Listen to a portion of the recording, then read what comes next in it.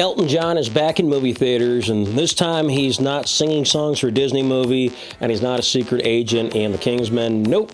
This time, Elton John is the movie. It's Rocketman, the story of Elton John's life. I'm Atomic, here to tell you all about it. First, hit that little subscribe button. It's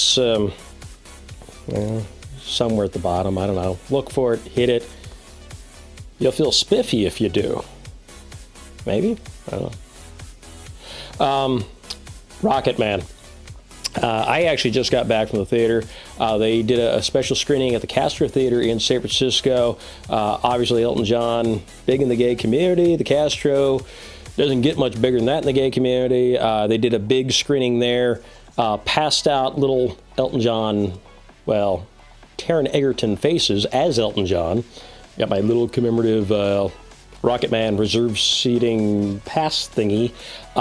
And they had Taron Egerton at the screening. The first time I met him was on the set of Kingsman 2, and it was the scene where I was getting married to the Swedish princess for anyone who's seen that movie. You all saw it, mate? Yeah. He loves San Francisco.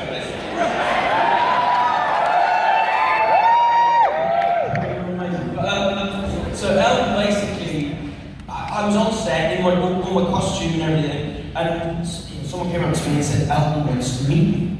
Okay, so I sort of get summoned up to the back of the church, the equivalent of being up there, and I go up this winding staircase, and he's sort of sat where you are, I kind of sit, and he goes, hello, darling.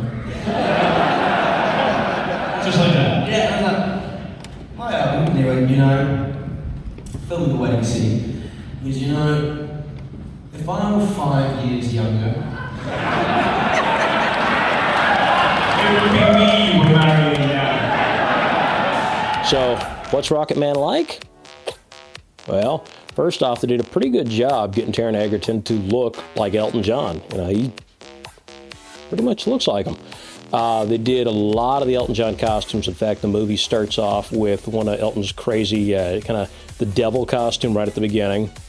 You get those throughout the movie. Like all the big classic ones, they're in there. And the cool thing is at the end of the movie, they do a whole bunch of side-by-side shots comparing the movie version of the costume to the real thing, and then little boy Elton in the movie compared to real-life little boy Elton. So you see how it matches up, and they did a pretty good job matching things up. The movie itself, it is a musical. You get Elton John's life told through Elton John's music. That does mean there's some creative license. So the music skips around. Don't think, oh, I'm going to see how your song was written, because it probably didn't really go like that. There's some stuff that was written in, say, the 80s. Yeah, I think there's even stuff from the 90s, and it's shown in like the 60s and 70s portion of the movie. So it kind of jumps around. Like I said, there's some creative licensing. Don't look at this as like a true history lesson, fact by fact, but more of kind of understanding the emotions and experiences behind the man. If that makes sense? If you look at it that way, you're going to probably enjoy the film, because it's actually a really entertaining film. It's got some really funny moments. It's got some kind of sad, touching moments as you see Elton struggle with his relationship with his parents and his romantic relationships and drug and alcohol abuse and just the traps of being famous, all that kind of stuff. The stuff that, if you're familiar with Elton John, you're probably expecting to see it, because that's his story. And they do a pretty good job with it. Taron Egerton, he does a pretty damn good job playing Elton John. He looks the part pretty good. And he sings. He sings every song in the movie and does a decent job. I mean, it's not Elton John. You hear it, you do hear some differences, but he does try damn hard to sound like Elton and to sound good in the film, and it works. Overall, it's a pretty damn good, entertaining film. It does cut off at probably about 1990, so there's some stuff that maybe you're expecting to see in there that you're not going to see. You will not see Elton and Princess Di, because remember, they were buddies, and when she died, it was a big thing to him, and he wrote a song for her. You're not going to see that in there. You're not going to see him getting married to his husband in there. You're not going to see him touring with Billy Joel and then them feuding and touring and feuding and touring. And I don't know if they're friends right now or what they are. Frenemies? That's still a term, right? But you're not going to see that in the film. Like I said, it cuts off in 1990, which does mean they could potentially do a sequel. Although, while there's some stuff left, I don't know if it'd be enough.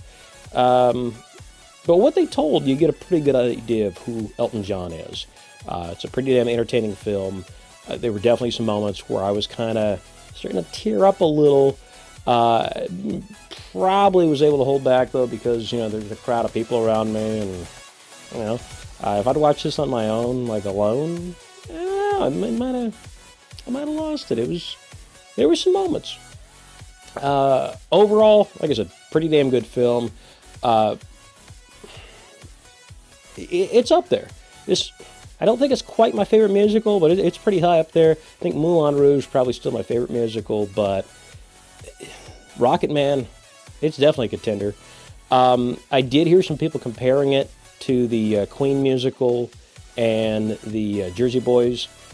I haven't seen either of those. So if you've seen it, maybe it's going to seem like, not as original. To me, I haven't seen those, so this was pretty damn cool the way it all went together.